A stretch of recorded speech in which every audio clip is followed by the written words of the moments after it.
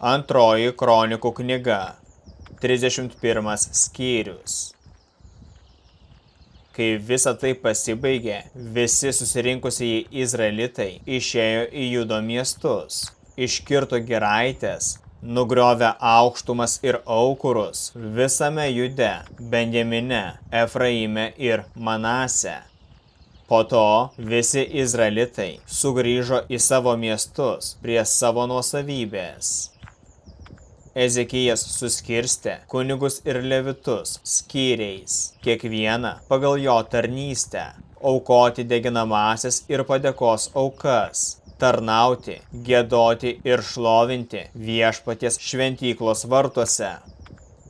Karalius davė savo turtų dalį deginamosioms aukoms aukoti rytais, vakarais, šabo metu, per jaunatį ir metinės šventes, kaip parašyta viešpaties įstatyme. Jis įsakė tautai ir Jeruzalės gyventojams duoti dalį kunigams ir levitams, kad jie galėtų atsidėti viešpaties įstatymui. Įsakymą paskelbus, izraelitai gausiai atgabeno pirmavaisių, javų, vyno, aliejaus ir medaus.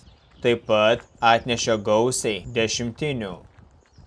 Izraelitai ir Judo miestų gyventojai taip pat atnešė dešimtinę nuo galvijų ir avių ir dešimtinę nuo šventų daiktų, paskirtų viešpačiui, jų dievui, ir sukrovė krūvas.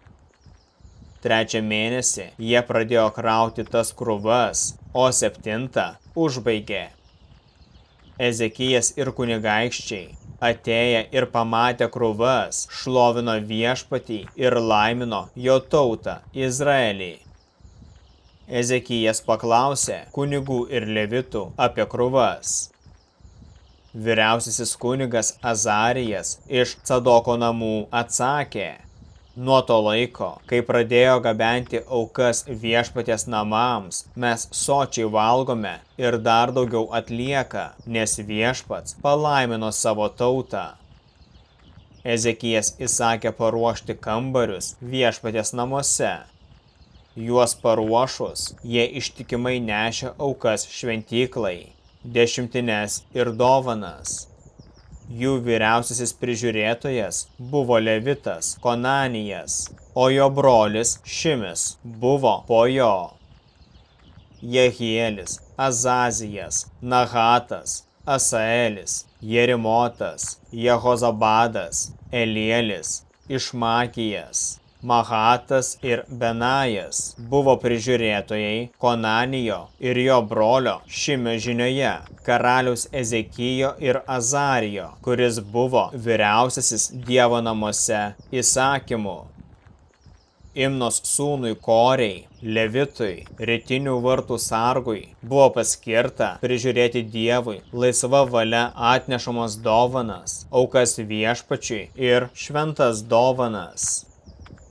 Korei vadovaujant Edenas, Minjaminas, Ješuva, Šemajas, Amarijas ir Šechanijas kunigų miestuose paskirstydavo dalis savo broliams, dideliems ir mažiems, surašytiems giminių sąrašuose, vyrams nuo 3 metų ir vyresniems, kurie kasdien eidavo į viešpaties namus atlikti tarnystės, laikydamėsi nustatytos eilės. Kunigams, kurie buvo surašyti šeimomis, ir levitams 20 metų ir vyresniems pagal jų pareigas skyriuose, ir visiems, kurie buvo surašyti, kūdikiams, žmonoms, sūnums ir dukterims, nes jie ištikimai pasišventė šventai tarnystei. Kunigai, Aarono palikuonys, gyvenantieji jų miestams priklausančiuose priemiesčiuose, kiekviename mieste turėjo vardais paskirtus vyrus, skirstyti dalį kiekvienam kunigui ir kiekvienam levitui esančiam sąraše. Taip darė Ezekijas visame Jude. Jis darė tai, kas teisinga, gera ir tinkama viešpačiui, jo Dievui. Kiekvieną darbą, kurį jis darė Dievo namų reikalams, vykdydamas įsakymus ar įstatymus, ieškodamas savo Dievo, jis darė iš visos širdies ir jam sekėsi.